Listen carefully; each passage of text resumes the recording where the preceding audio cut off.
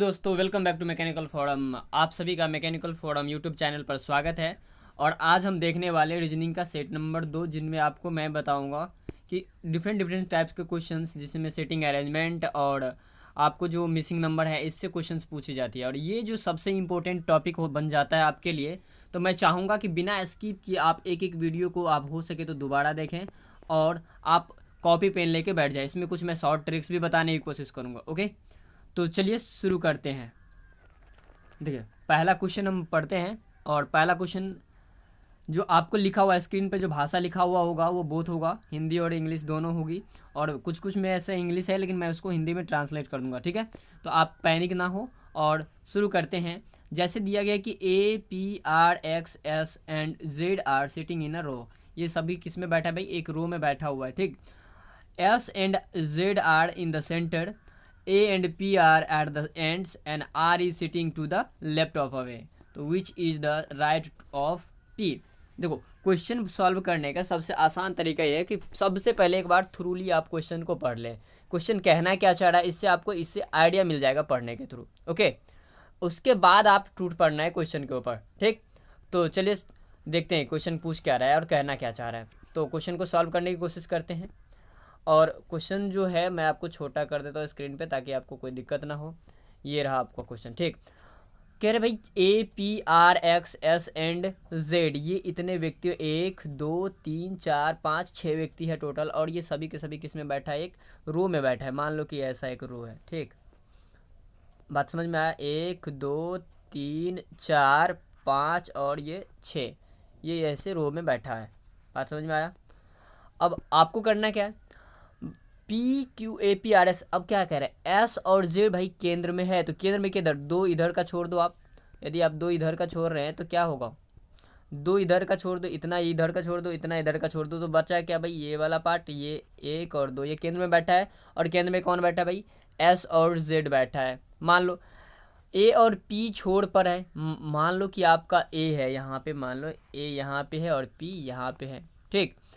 तो केंद्र में कौन हुआ? मान लेते हैं कि ये हमारा S हुआ और ये हमारा क्या हुआ? Z हो गई। बातें समझ में आया? चलिए एक दूसरा कलर कर लेता हूँ मैं। यस, Z केंद्र में बैठ गया, ठीक। A और P आपका बैठ गया कहाँ पे? दोनों छोर पे बैठ गया। आगे कह रहा है कि R A के बाएं बैठा है। R जो है भाई एक के बाएं बैठा है, तो बाएं तो ये है, तो यहाँ पे कौन बैठा है? R बैठा है। बात समझ में आया? तो P के दाएं कौन बैठा है भाई? तो अब कौन बचा? X ना, तो X को बिठा दो यहाँ पे। तो P के दाएं कौन बैठा है? X ना, X ही तो है जो हिडन है, तो हिडन वाला क्या हो जाएगा? इसमें आपको X के संबंध में नहीं दिया है, लेकिन इतना तो आपको क्लियर कर दिया ना इसने। इसीलिए ऐसे क्वेश्चन आपके लिए काफ़ी इंपॉर्टेंट हो जाता है और ध्यान रखना है ऐसे क्वेश्चंस को। बात समझ में आया भाई? SRZ और PA का तो कंडीशन खत्म ना, बचा क्या? एक पोजीशन पे, एक ही पोजीशन पे बैठा, तो उस पर कौन बैठाएगा? ऑब्वियसली X बैठेगा। बातें समझ में आया? चलिए, बातें समझ में आया तो लाइक कर दिए। ओके, अगला क्वेश्चन हमारा देखो। नेक्स्ट जो हमारा क्वेश्चन है उसको देखने की कोशिश करते हैं, ठीक। अगला क्वेश्चन हमारा ये रहा स्क्रीन पे आपका। देखिए क्वेश्चन क्या है, क्वेश्चन को थोड़ा पहले बड़ा कर देता हूँ मैं, आपको पढ़ लेना है, ठीक। हिंदी इंग्लिश दोनों मीडियम है। देखो क्वेश्चन कह रहा है कि ABCD are sitting on the bench. ABCD कहाँ बैठा हुआ है? बेंच पे बैठा हुआ है, ठीक। उसके बाद A is sitting to next to the B, C is sitting next to the D, और D is not sitting with E who is on the left end of the bench. बातें समझ में आया? C is on the second, मतलब ABCDE एक bench पर बैठे हैं। A B के बगल में बैठा है, C D के बगल में बैठा है, और D A के साथ नहीं बैठा है। और जो बेंच के बाएं छोर पर बैठा है, तो कौन बैठा भाई? यहाँ पे समझ में आया बातें? डी ई के साथ नहीं बैठा, लेकिन क्या बैठा है? बाएं छोर पर बैठा है। और सी के, थोड़ा क्वेश्चन को मैं और बड़ा कर देता हूँ, और सी के दाईं ओर से दूसरे स्थान पर है, और ए बी के दाईं ओर, और ए और सी एक साथ बैठा है, तो ए की स्थिति बताना है। बातें समझ में आया? आपको सिर्फ और सिर्फ एक बार क्वेश्चन को पढ़ लेना है। मैं अब क्वेश्चन को सेट कर देता हूँ कोने में, और देखो मैं सॉल्व करता हूँ आपको। कह रहा है कि ई बी, क्या आपके पास ABCDE है, ठीक। उसके बाद E sitting next to the B. मान लो कि यहाँ पे आपका 5 पॉइंट हुआ, 1 1 2 3 4 और ये 5। बातें समझ में आ गया? यहाँ पे मान लेते हैं कि आपको बोल रहा है कि ए मान लो आपको सेंटर में बैठा है, ए क्या हुआ, और ए जो है बी के बगल में बैठा है, तो बी ये वाला पार्ट हुआ आपका क्या, बी के बगल में बैठा है, ठीक, बी के बगल में बैठा है। आगे कह रहा है सी डी के बगल में बैठा है, सी जो है डी के बगल में, मान लो ये सी है तो ये किसके बगल में बैठा है, डी के बगल में बैठा है, और डी ई के साथ नहीं है, तो डी जो है ई के साथ नहीं है, तो डी मतलब मान लो ई ई यहाँ होगा। बातें समझ में आ रही है। अब जो बेंच के बाएं छोर पर है, तो बेंच के बाएं छोर पर कौन हुआ भाई, ई ना, ई यहाँ पे बेंच के बाएं छोर पर है, और सी दाईं ओर है से दूसरे स्थान पर है, सी दाईं ओर से दूसरे स्थान पर है कि नहीं, ये बात भी आपको देखने को मिल गया। उसके बाद ए बी के दाईं ओर है, ए जो है बी के दाईं ओर है, देखो है ए बी के क्या है, दाईं ओर है, और ए और सी एक साथ बैठा है, ए सी एक साथ बैठा है, ए सी एक साथ एक किस स्थिति में बैठा है, तो भाई ए किसके स्थिति में बैठा है, देखो ना किसके किसके बीच बैठा है, बी और सी के बीच बैठा है, ऑप्शन नंबर बी एंड सी। बात समझ में आया? आई होप कि ये बात क्लियर हो गई हो, नहीं तो दोबारा आप देख लेना, ठीक है। चलिए अगला क्वेश्चन पर चलते हैं। अगला क्वेश्चन हमारा ये रहा, देखो इसमें आपको सीटिंग अरेंजमेंट के क्वेश्चंस है, और ये इंग्लिश मीडियम ही लैंग्वेज होगा, लेकिन मैं आपको हिंदी ट्रांसलेट करके दिखाऊंगा, ओके, बताऊंगा। अब इसमें आपको ऐसी स्थिति में 3-4 क्वेश्चन मिल जाता है, और ये सबसे फेवरेट सबका है, चाहे एसएससी सीजीएल हो, सीएचएसएल हो, एनटीपीसी हो, ग्रुप डी हो, सबका फेवरेट क्वेश्चन बन जाती है। तो चलिए शुरू करते हैं इसको। भाई P Q R S T U V and W are sitting round the circle and are facing the centre. मान के चलो ऐसा एक टेबल है, उस पर बैठा हुआ है। P is the second to the right of T। P जो है T के दूसरे स्थान पर बैठा है। Who is neighbour of R and V। जो P किसका है भाई, किसका पड़ोसी है, R और V का पड़ोसी है। S is know the neighbour of P। S जो है किसका पड़ोसी नहीं है, P का पड़ोसी नहीं है। V is neighbour of U। V किसका पड़ोसी है, U का पड़ोसी है। और Q is not between S and V। और जो Q है किसके किसके बीच में नहीं है, S और W के बीच में नहीं है। और W is not between U and S। और W भी U और S के बीच में सिट नहीं कर रहा, बैठा नहीं है। तो आपको क्या करना है, सिर्फ और सिर्फ, देखो मैं क्वेश्चन दिखा देता हूँ, इससे कितने सारे क्वेश्चंस पूछेंगे, देख लो। ये भी क्वेश्चन आपका इसी से डील होगा। उसके बाद ये 2 क्वेश्चन, उसके बाद तीसरा क्वेश्चन, उसके बाद ये चौथा क्वेश्चन, ये 4 क्वेश्चन आपको इसी से सॉल्व होगा। सिर्फ और सिर्फ एक बार इसको पढ़ना है, और इसका एक ही तरीके से एक ही बार इसको क्या करना है, इसको सॉल्यूशन करना है। बातें समझ में आया? तो चलो हम सॉल्यूशन करते हैं इसका। मैं इसको थोड़ा सा छोटा करके कोने में डाल देता हूँ। अब देखो, जैसे जैसे क्वेश्चन कह रहा है वैसे वैसे मैं बात करता हूँ। मान लो कि एक गोला बना दिया, थोड़ा सा इस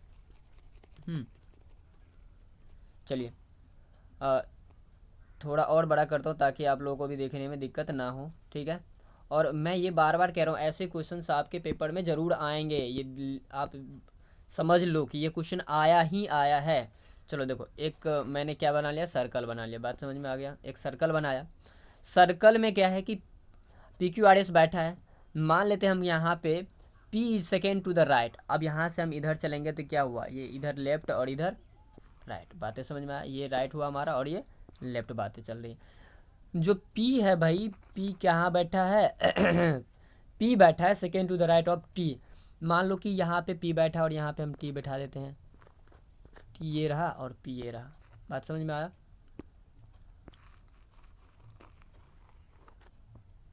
बातें समझ में आ गया? तो ये मान लो कि आपका P बैठा है, ठीक है, और ये T बैठा है। तो बीच में, तो क्योंकि इसके बाद दूसरे स्थान पे ना, तो बीच में एक कोई पॉइंट होगा, मान लेते हैं कोई पॉइंट यहाँ पे है, ठीक है, लेकिन हमें पता नहीं कौन है। उसके बाद कह रहा है who is the neighbour of R and V। जो किसका, T जो है ना भैया, R और V का क्या है, मान लो यहाँ पे V है और यहाँ पे R है, जो T इसका क्या है, इन दोनों का पड़ोसी है, इन दोनों क्या है, पड़ोसी है। उसके बाद S is not the neighbour of P। S जो कह रहा है पड़ोसी नहीं है किसका, P का, मतलब यहाँ पे S नहीं हो सकता, या यहाँ पे S नहीं होता कर सकता। बात तो क्लियर हो गया ना, तो यहाँ हो सकता है S, ना यहाँ हो सकता है S। तो मान लेते हैं कि यहाँ पे हमारा क्या है, यस कोई पॉइंट है। बातें समझ में आया? Yes is not the neighbour of P। V is the neighbour of U। अब V जो है पड़ोसी है, तो T और U V के बाद हो सकता है, लेकिन मैं कहता हूँ यदि यहाँ पे आपने V मान लिया, देखो मान लेता हूँ कि यहाँ पे क्या है, एक पॉइंट V है। यहाँ पे क्या मान लिया मैंने, एक पॉइंट V है, जो किस U है, जो किसका पड़ोसी है, V का पड़ोसी है। और Q is not between S and W, Q जो है किसके किसके बीच में नहीं है, एस और डब्ल्यू के बीच में नहीं है, किसके किसके बीच में नहीं है, तो क्यू मान लेते कि यहाँ पे क्यू है जो एस और डब्ल्यू, तो एस और डब्ल्यू के बीच में नहीं था, छोड़ो ना डब्ल्यू को यहाँ बैठा दो ना, ठीक। और W is not between you and S, और यू और एस के बीच में कौन नहीं था, यहाँ पे तो समझ में आया, यहाँ पे जगह तो होगा नहीं, तो बातें समझ में आ गया। ये आपका एक क्या बन गया, रफली डायग्राम बन गया, बातें समझ में आया। तो चलिए आगे देखते हैं क्वेश्चन। अब मैं इस डायग्राम को थोड़ा सा छोटा करता हूँ और आगे क्वेश्चन करने की कोशिश करता हूँ, ठीक। थोड़ा आप डायग्राम देख ले बढ़िया से। तो क्वेश्चन ये रहा, कह रहा है कि which one is immediate right to the V, कह रहा है कौन निम्न में से कौन है जो तुरंत बाद वी के तुरंत राइट में है, राइट मतलब दाएं तरफ है, राइट का मतलब तुरंत बाद मतलब दाएं तरफ है, वी के तुरंत दाएं कौन है। तो आप यदि देखेंगे, देखना चाहेंगे तो वी के तुरंत दाएं कौन हुआ, वी के तुरंत दाएं कौन हुआ बताओ, यहाँ पे देख लो वी के तुरंत दाएं कौन हुआ, वी के तुरंत दाएं, मैंने बताया था इधर से आया तो लेफ्ट और इधर से गया तो राइट, बात समझ में आया, ये लेफ्ट था और ये राइट था, तो वी के तुरंत दाएं कौन हुआ भाई, टी। तो इसका आंसर क्या हो जाएगा हमारा, टी। बातें समझ में आया, option number D. Okay, clear है। चलिए दूसरा क्वेश्चन देखते हैं। दूसरा क्वेश्चन ये कह रहा है कि विच ऑफ द फॉलोइंग, एक सेकेंड, पहला क्वेश्चन तो देखा ही नहीं, अच्छा पहला क्वेश्चन भी देख लेते, कोई दिक्कत नहीं। अब दूसरा, पहला क्वेश्चन कह रहा है which two of the following are not neighbours, कह रहा है निम्न में से कौन दो ऐसे हैं जो पड़ोसी नहीं है भाई।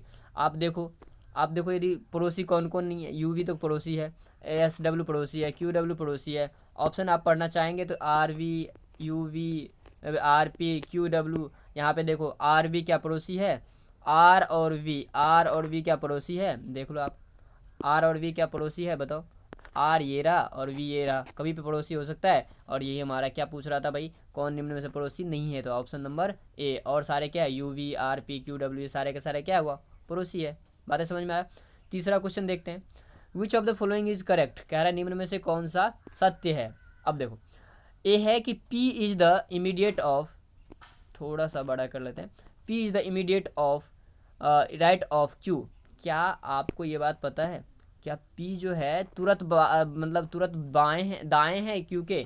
तो देखो आपको जो आपने जो फिगर बनाया था उसमें देखो, क्या आर जो है तुरंत बाद है किसके, देखो क्या था, क्या पी जो है तुरंत दाएं है क्यू के, पी जो है तुरंत दाएं है क्यू के, पी जो तुरंत दाएं है क्यू के। बात तो सही है, क्योंकि इधर से इधर जाएंगे तो हमारा राइट होता है, मतलब दाएं होता है, और इधर नीचे आएंगे तो बाएं होता है। ऑप्शन नंबर ए हमारा सही हुआ। बात समझ में आया। चलो अगला क्वेश्चन देखते हैं कि what is the position of yes, yes का क्या पोजीशन है, यस का पोजीशन देख लो, यस का पोजीशन डब्ल्यू और किसके बीच में, यू के बीच में, डब्ल्यू और यू के बीच में है, कि कह रहा है कि बिटवीन यू एंड वी, नहीं था। Second to the right of P, second to the right of P, बात ये भी नहीं है। To the immediate right of W, तो देखो इमीडिएट राइट ऑफ डब्ल्यू है, इमीडिएट राइट ऑफ डब्ल्यू है ना, यस देखो ना, बातें समझ में आया। तो आई होप कि ये सारी क्वेश्चन आपको समझ में आ गई हो। ओके चलिए नेक्स्ट क्वेश्चन की ओर बढ़ते हैं, और ये क्वेश्चन आपका काफ़ी इंपॉर्टेंट बन जाता है आपके पेपर के लिए, तो आप ध्यान रखना है, ठीक है। अगला क्वेश्चन क्या है, अगला क्वेश्चन की ओर चलते हैं हम, ठीक है। तो अगला क्वेश्चन है हमारा कथन और निष्कर्ष, जो कि मैं कहूँ कि सबसे यदि best of the best question यदि रेलवे में पूछा जाता है तो ये कथन और निष्कर्ष है। तो मैंने थोड़ी सी इसको इंटरेस्टिंग वे में लेने की कोशिश किया है। कथन और निष्कर्ष हिंदी और इंग्लिश दोनों मीडियम है। स्टेटमेंट कह रहा है कि भैया नो स्पाइडर, कोई भी स्पाइडर मैन जो है क्या नहीं है, सुपरमैन नहीं है। बात समझ में आया। No Spider Man is Superman, तो ये स्पाइडर मैन हुआ, तो ये स्पाइडर मैन, तो ये सुपरमैन। और नो सुपरमैन इज बैटमैन, तो सुपरमैन तो ये था ना, मान लेते हैं कि यहाँ पे क्या है, एक बैटमैन है और जो कि सुपरमैन नहीं है। आप पूरा पढ़ना है पहले क्वेश्चन का। क्यों पूरा पढ़ना, देखो मैंने यहाँ दो एक ही चीज़ अधूरी पढ़ी, तो यहाँ पे क्या आ गया, सम स्पाइडर मैन आर बैटमैन, तो स्पाइडर मैन तो हमने इसको माना था और बैटमैन इसको माना था। यहीं से यहाँ पे आपको गलती कर जाते हैं कि आप जब तक पूरा नहीं पढ़ते हैं क्वेश्चन को सॉल्व करने की कोशिश ना करें। बातें समझ में आया। तो यहाँ पे मैं क्या कहना चाह रहा हूँ, आप समझने की कोशिश करना। मान लो कि हमने क्या बना भाई, अच्छा थोड़ा हिंदी वालों के लिए भी मैं दिखा दूँ कि स्पाइडरमैन सुपरमैन, कोई भी स्पाइडरमैन बाबू क्या नहीं है, सुपरमैन नहीं है। कोई भी स्पाइडरमैन क्या नहीं है, सुपरमैन नहीं है। कोई सुपरमैन बैटमैन नहीं है और कुछ स्पाइडरमैन क्या है, बैटमैन है। बात समझ में आया। तो सबसे पहले इसका डायग्राम बनाएंगे। डायग्राम कैसे बनता है बताया हूँ मैंने आपको। देखो करना क्या है, आप एक सुपरमैन का वेन डायग्राम बना लो और कोई स्पाइडरमैन, सुपरमैन स्पाइडरमैन, देखो ये मान लो कि हमारा स्पाइडरमैन है SP है और ये हो गया हमारा सुपरमैन SU। उसमें कह रहा है कुछ स्पाइडरमैन क्या है बाबू, बैटमैन है। तो कुछ स्पाइडरमैन क्या हुआ, बैटमैन हुआ, लेकिन कोई भी सुपरमैन बैटमैन नहीं है। कोई भी सुपरमैन बैटमैन नहीं है, मतलब इन दोनों के बीच में किसी भी चीज़ का संबंध नहीं है। अब हम चलते हैं क्वेश्चन की तरफ। अब निष्कर्ष देखते हैं। तो निष्कर्ष क्या कह रहा है, निष्कर्ष में पहला कह रहा है कि क्या कोई बैटमैन स्पाइडरमैन नहीं है। देखो तो कोई बैटमैन स्पाइडरमैन नहीं है, ये तो गलत है ना, कुछ तो है। द्वितीय कह रहा है कि कोई बैटमैन सुपरमैन नहीं है। कोई बैटमैन सुपरमैन, ये तो दूसरा वाला तो सही है हमारा, पहला वाला गलत हो गया। तीसरा वाला देखते हैं। कह रहा है कि कुछ सुपरमैन स्पाइडरमैन है। देखो सुपरमैन और स्पाइडरमैन या बैटमैन के बीच में कोई संबंध है ही नहीं, तो हमारा तीसरा भी ऑप्शन क्या हो गया, गलत। बना क्या हमारा, दूसरा। बात समझ में आया। One of the best question है और आपको NTPC चाहे रेलवे का कोई भी पेपर हो उसमें ये क्वेश्चन आएगा ही आएगा। बात समझ में आया। चलिए अगला क्वेश्चन देखते हैं। जो हमारा अगला क्वेश्चन है वो कुछ यूँ इस तरह है कि कोई भी व्हाट्सअप देखो स्टेटमेंट क्या है मैं बता देता हूँ आपको। नो व्हाट्सअप इज इंस्टाग्राम, यहाँ पे सेम है। नो व्हाट्सअप, ये मान लो कि व्हाट्सअप है और ये क्या नहीं है, इंस्टाग्राम नहीं है। क्या नहीं है भाई, इंस्टाग्राम नहीं है। नो इंस्टाग्राम इज ट्विटर, मान लो कि यहाँ पे ट्विटर है तो कोई भी इंस्टाग्राम क्या नहीं है, ट्विटर नहीं है। और ऑल ट्विटर ऑल फेसबुक, और सभी के सभी ट्विटर क्या है भाई, फेसबुक है। बताया थे सभी के सभी ट्विटर क्या है, फेसबुक है। जो बाहर लिखना है उसको बड़ा कर देना है। आपका कंक्लूजन क्या निकलता है, निष्कर्ष क्या निकलता है। देखो निष्कर्ष ये है कि नो ट्विटर इज, निष्कर्ष में बोला कि नो ट्विटर इज व्हाट्सअप। क्या कोई भी ट्विटर व्हाट्सअप नहीं है, बात सही है क्या कोई भी ट्विटर, क्योंकि व्हाट्सअप तो ये था हमारा, ये वाला पार्ट क्या था हमारा, व्हाट्सअप था। तो क्या कोई भी ट्विटर व्हाट्सअप नहीं है, बात तो सही है। नो फेसबुक इज इंस्टाग्राम, कोई भी फेसबुक इंस्टाग्राम नहीं है, ये भी कथन आपको क्या है, सही है, क्योंकि फेसबुक और इंस्टाग्राम में कोई संबंध बताया ही नहीं। सी बोल रहा है कि नो फेसबुक इज व्हाट्सअप, कोई भी फेसबुक भी क्या नहीं है, व्हाट्सअप नहीं भी है, ये भी कथन सही है। ऑल फेसबुक आर ट्विटर, और सभी के सभी फेसबुक क्या है, ट्विटर है नहीं। सभी के सभी फेसबुक ने, सभी ट्विटर तो फेसबुक है लेकिन सभी फेसबुक ट्विटर नहीं, कुछ है इसमें से। बातें समझ में आया। तो हमारा चारों कंक्लूजन क्या है, सही है। अब देखो आपको ऑप्शन क्या दिया रहेगा। ऑप्शन है कि कोई ट्विटर व्हाट्सअप नहीं है। कोई ट्विटर क्या नहीं है भाई, व्हाट्सअप नहीं है। ऐसा तो नहीं बोला सभी, ऐसा तो कोई फेसबुक इंस्टाग्राम नहीं है और कोई फेसबुक व्हाट्सअप नहीं है। देखो मैं यदि आपको ये क्वेश्चन में थोड़ा सा मैं ऑप्शन पे चलना चाहूँगा, तो ऑप्शन है, ऑप्शन क्या है, कह रहा है कि जो नन ऑफ द फॉलो, क्या एक और दो ये कथन सही है, सारा सही है भाई, 1 2 3 4 सब सही है, 1 2 3 4 सब सही। तो ऑप्शन नंबर क्या हो जाएगा हमारा, D। बात समझ में आया। चलो अगला क्वेश्चन की ओर चलते हैं। और उससे पहले मैं आपको लोगों के बीच एक जानकारी बता दूं। यदि आपको हमारे हमसे जुड़ना है तो हमारा ऐप है मैकेनिकल फोरम यूट्यूब चैनल, और जो जिस नाम से मैकेनिकल फोरम यूट्यूब चैनल है उसी नाम से हमारा एक भी है मैकेनिकल फोरम। आप मैकेनिकल फोरम ऐप पर जाकर आप 51 ओनली 51 रुपीज़ में आप एक टेस्ट सीरीज़ परचेज कर सकते हैं। और यदि हम आपने मेरा कोड यूज़ किया SATY10 तो आपको इसमें भी 10% का डिस्काउंट मिल जाएगा। तो ये कोर्स अब आपको कितने में मिल गया, अप्रॉक्स 45 रुपीज़ में मिल जाती है। ठीक है। तो यदि आपको टेस्ट सीरीज लेना है तो आप इस मैकेनिकल फोरम यूट्यूब चैनल के थ्रू आप इसके नीचे में कमेंट सेक्शन में आपको दिख जाएगा, हमारे ऐप का लिंक रहेगा। तो आप वहाँ से जाके ऐप डाउनलोड कर लें और यूज़ करें कोड SATY10। ओके चलिए अगला क्वेश्चन पे चलते हैं। जो हमारा अगला क्वेश्चन है,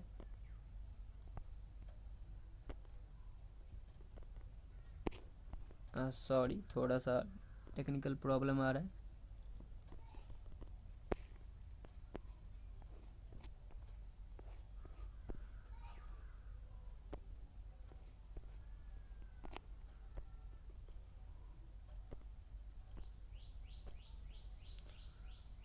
थोड़ा सा टेक्निकल प्रॉब्लम। तो अगला जो क्वेश्चन है हमारा, ये 6 नंबर क्वेश्चन है। देखो आपको ये नंबर सीरीज से नेक्स्ट नंबर कौन सी होगी उसको हमें बताना है। आप बहुत अच्छे तरीके से समझना, ये काफ़ी अच्छा क्वेश्चन है। क्या है भाई, क्वेश्चन ये ऐसा है कि 13, 16, उसके बाद आपका 22, उसके बाद क्या है 33 और 51, और आगे क्या कौन सी क्वेश्चन, यही है हमारा अगला संख्या कौन सी होगी। देखो इन दोनों के बीच में कितने का डिफरेंस भाई, 3 का। इन दोनों के बीच में कितने का, तो आप बताओगे कि सर इन दोनों के बीच में कितने का डिफरेंस है, तो आपको दिख जाएगा 6 का। इन दोनों के बीच में कितने का डिफरेंस है, तो आपको दिख जाएगा 11। इन दोनों के बीच में कितने का डिफरेंस है, तो 18 का। यही ना, इन दोनों के बीच में 18, इन दोनों के 11, ये हमारा 6 का और ये 3 का। आप मैं ये इससे क्या आपको कुछ लग रहा है कि कोई आंसर निकल जाएगा? नहीं। देखो आपको अब क्या करना है भाई, इन दोनों के बीच में कितने का, 3 का। इन दोनों के बीच में 5 का। इन दोनों के बीच में कितने का आ रहा है, 7 का। बातें समझ में आ रही है? तो इन दोनों के बीच में कितने का डिफरेंस आया, 2 का डिफरेंस आ रहा है ना। यहाँ से देखो ना 2 चलोगे, यहाँ से भी आप 2 चल रहे हो। बातें समझ में ही आ रहे हैं? तो यहाँ से भी आप 2 चलोगे तो कितना ऐड कर रहे हो, 7 और 2 कितना हुआ, 9। 9 18 में 9 ऐड करो, 18 9 27, और 27 यदि 52 में ऐड करो, 51 में 27 ऐड कर रहे हो तो कितना आ जाएगा, 8 और 7 78, जो इसका आंसर है। बहुत ही अच्छा क्वेश्चन है और इसका मैंने आपको सॉल्यूशन भी अच्छे तरीके से प्रोवाइड करने की कोशिश करी है। बातें समझ में आ गया? चलो आगे बढ़ते हैं। और अगला जो क्वेश्चन हमारा, ये इस क्वेश्चन को आप जैसे भी हो आप दिमाग में बैठा लीजिए, क्योंकि ऐसा क्वेश्चन आपको बराबर एग्जाम में, हर एग्जाम में देखने को मिलता है और आप गलती करके आ जाते हो। क्वेश्चन का जो आपका पैटर्न है, इस पैटर्न को समझने की कोशिश करना, क्वेश्चन कहना क्या चाह रहा है, और इस पैटर्न को मैं बहुत अच्छे तरीके से समझाने की कोशिश करूँगा। ओके, जैसे देखो REN और T, इसमें कितना लेटर भाई, 4 लेटर है, लेकिन इसमें नहीं दिया क्या गया है, B9A5 B7, उसके बाद D5। बात समझ में आ रही है? आपको 2 2 4 2 6 2 8 चीज़ दिया है, इधर 4 लेटर दिया है और यहाँ पे 8 लेटर दिया है। इन दोनों में क्या कॉम्बिनेशन हो सकता है भाई? बहुत ही बढ़िया क्वेश्चन, और मैं मानता हूँ कि ऐसे क्वेश्चन पूछना चाहिए, ज़रूर पूछना चाहिए पेपर वालों को। यदि आपको, मैंने कल भी बताया था, आपको एक चीज़ तो दिमाग में रखना है कि भैया ABCD का प्लेस वैल्यू आपको याद करना ही पड़ेगा, अदरवाइज आपको ऐसे क्वेश्चंस नहीं हो पाएंगे। आर का जो प्लेस वैल्यू भैया क्या होता है, आप बताओ। आर का प्लेस वैल्यू कि मैं यदि बोलूँ तो आर का प्लेस वैल्यू कितना होगा, आर का प्लेस वैल्यू होता है 18। आर का प्लेस वैल्यू 18। SE का प्लेस वैल्यू भाई 5। एन का प्लेस वैल्यू 14। और आपका बचा क्या, आपका बचा टी का प्लेस वैल्यू, तो टी का प्लेस वैल्यू 20 होता है। आप यदि इसका क्या करना चाहेंगे, यदि आपको मैं ये बोलूँ कि इसको आप क्या करो, फैक्टराइज कर दो, तो देखो ये क्या है बी, और ये क्या बचा भाई, थोड़ी सी पेन नहीं चल रही है, तो बी को ये क्या करोगे, 9 यहाँ पे फैक्टराइज करो तो क्या हुआ, 9 दूनी 18, 2 9 जा 18। 5 को यदि आप लिखना चाहेंगे तो क्या लिख सकते हैं, 5 को यदि आप लिखना चाहें तो मैं थोड़ा सा इसको इरेज कर देता हूँ।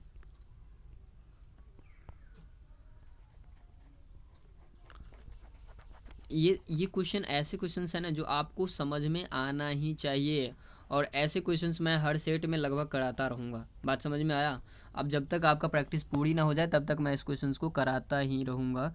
और देखिए आपको करना B9 का मतलब, देखो R का जो वैल्यू है भाई 18 है, और 18 का आपने फैक्टर किया तो 2 गुने 9 आया, 9 दूनी 18। और बताओ आपको B का प्लेस वैल्यू कितना भाई, 2 है, और 9 को 9 रहने दिया। बात समझ में आ रही है? उसी तरह से E का देख लो, E का आप यदि करोगे तो E का प्लेस वैल्यू 5, और इसको यदि फैक्टराइज करोगे तो 1 × 5 हुआ।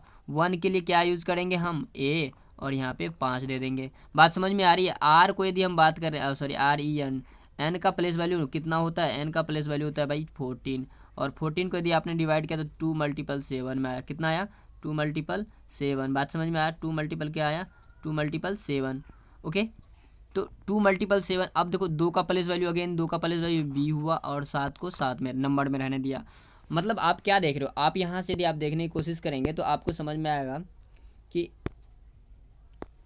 जो शुरू वाला है उसका हमने क्या कर लिया, प्लेस वैल्यू ABCD के फॉर्म में ले लिया, और अंतिम जो लास्ट डिजिट है उसको हमने एज अ नंबर रहने दिया, है ना? यही बात है ना? तो देखो इसी का हमें क्या करना है, फ़ायदा उठाना है, और आगे के क्वेश्चंस में यही हमारा काम देगा। बात समझ में आ गया होगा? अब आपको ये चीज़ तो समझ में आ गया कि फॉलो कौन से पैटर्न को कर रहा है। तो चलिए क्वेश्चन को आप सॉल्व करते हैं। देखो D4 है, D का मतलब क्या, D का मतलब प्लेस वैल्यू, D का प्लेस वैल्यू 4 और 4 × 4, डी का प्लेस वैल्यू कितना भाई, डी का प्लेस वैल्यू 4, डी का प्लेस वैल्यू भी 4 और यहाँ पे 4 है। बात समझ में आया। तो 4 × 4 कितना हुआ 16। बात समझ में आ 16 पे कौन आता है पी, पहला ऑप्शन समझ में आ गया होगा।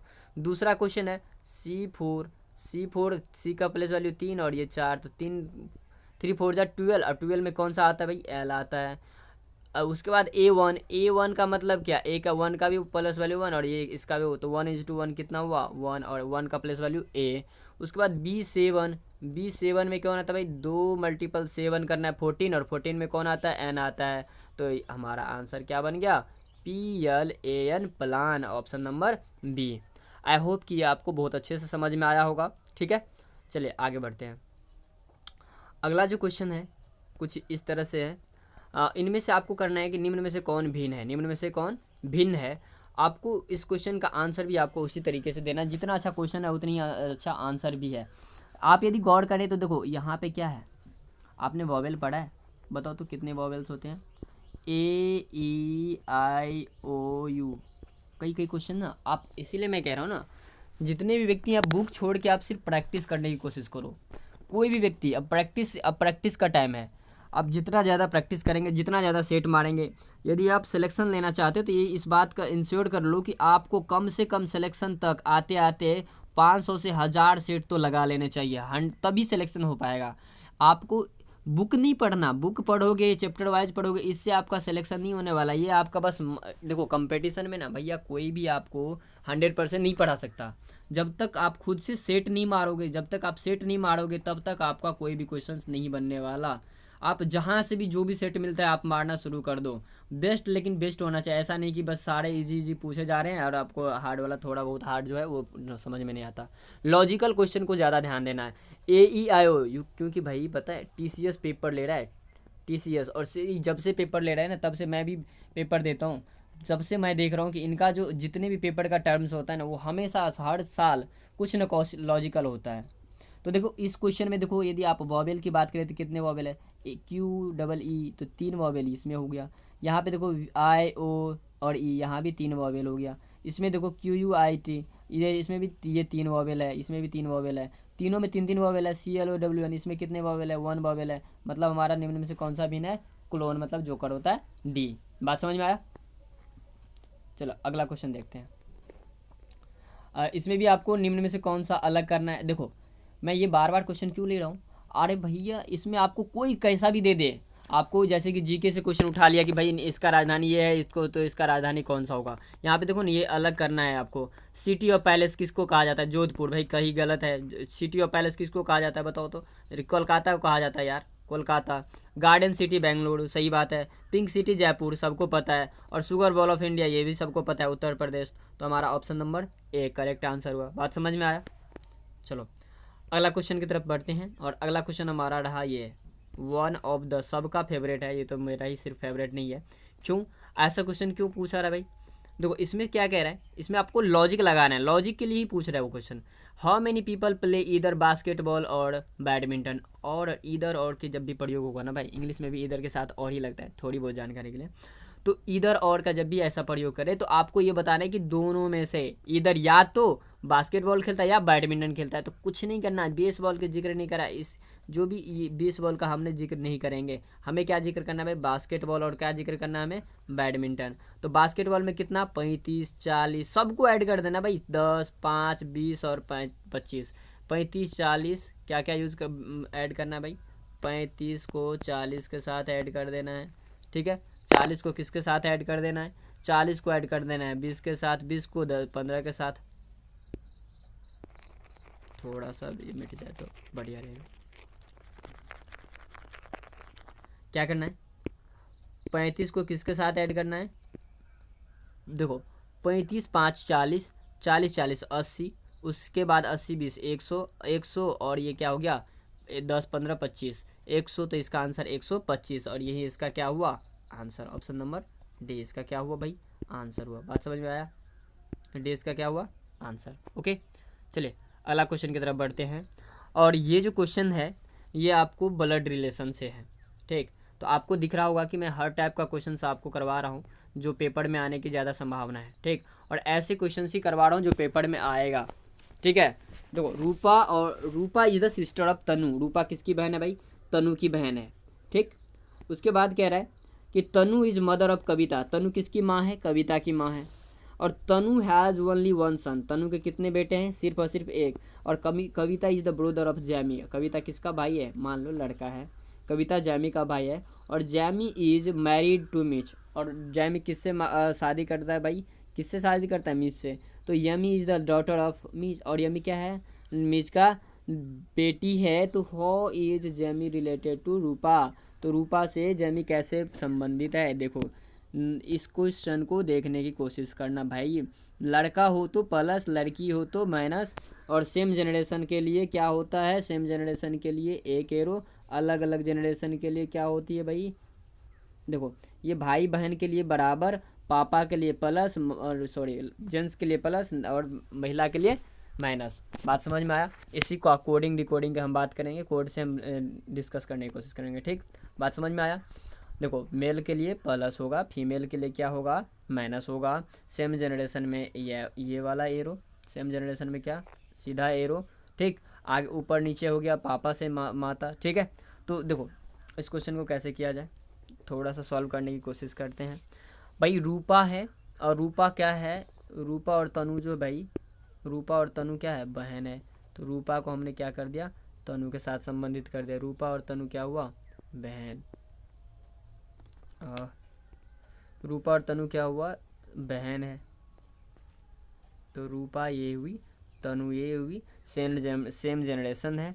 उसके बाद कह रहा है कि रूपा तनु की बहन है। रूपा जो है ना तनु की बहन है। तो ये बात समझ में आ गया कि रूपा क्या हुई? लड़की हुई। तनु कविता की माँ है, और तनु जो है, तनु कविता की माँ है। तो तनु क्या हुआ? तनु क्या हुआ भाई? ये भी नेगेटिव हुई। और ये क्या हुई? किसकी माँ है? कविता। तो कविता उसकी बेटी होगी ना, बेटी या बेटा मुझे नहीं पता कि क्या है। तो कविता को हमने क्या कर दिया? नीचे रख दिया। बात समझ में आया? क्योंकि एक जनरेशन का गैप है, इसीलिए एक डंडा हमने दिया। तनु का एक ही बेटा है, तनु का एक ही बेटा है, हमें नहीं पता कि कौन है। लेकिन कविता जेमी का भाई है। कविता जो है जेमी का क्या है? भाई है। मान लो ये जे है, तो समझ में ये बात तो आ गया कि जो भाई कविता जो हुआ, कविता क्या हुआ? लड़का हुआ, क्योंकि भाई है तो लड़का। बात समझ में आ रहा है? और जेमी का विवाह मिस से हुआ। जेमी का विवाह किससे हुआ? ये भी तो सेम जनरेशन में ना। तो जेमी का विवाह किससे हुआ है? मिस से हुआ है। मतलब क्या? अब हमें ये बात तो पता नहीं। जेमी का विवाह मिस से हुआ। यामी मिस की बेटी है। यामी जो है मिस की बेटी है। यामी किधर गई पता नहीं। यामी मान लो तो कि यहाँ पे यामी है और ये इसकी बेटी है। और जेमी रूपा से संबंधित है। जेमी किससे संबंधित है? जेमी रूपा से संबंधित है भाई। जेमी जो है किससे संबंधित है? रूपा से। अच्छा ये समझना है कि जेमी किस प्रकार से रूपा से संबंधित है। बातें समझ में आया? आप खुद बताओ, ये दोनों तो बहन हुई है ना, ये इसका बेटा और कविता, ये दोनों भी क्या है आपस में? ये दोनों भाई है ना, भाई बहन है। तो आप बताओ कि इसका ये क्या लगा भाई? भतीजा लगा ना। और ये यदि लड़का है तो क्या हुआ? प्लस का, और प्लस है तो क्या हुआ हमारा? भतीजी। नहीं, जेमी तो नेगेटिव है ना, जेमी क्या हुआ? नेगेटिव। तो ये हमारा आंसर डी। बात समझ में आया? चलिए अगला क्वेश्चन की तरफ बढ़ते हैं। और अगला जो क्वेश्चन है हमारा, सॉरी यार, अगला जो क्वेश्चन है उसको देखते हैं।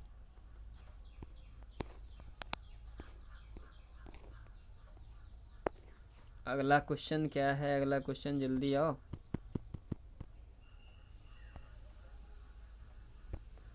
अगला क्वेश्चन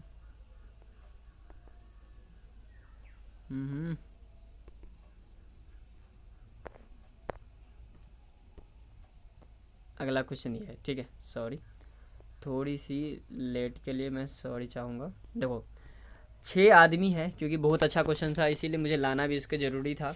6 आदमी है, 6 आदमी बैठा है केंद्र की तरफ मुंह करके। ठीक है, एक सर्कुलर पाथ पे बैठा है केंद्र की तरफ मुंह करके।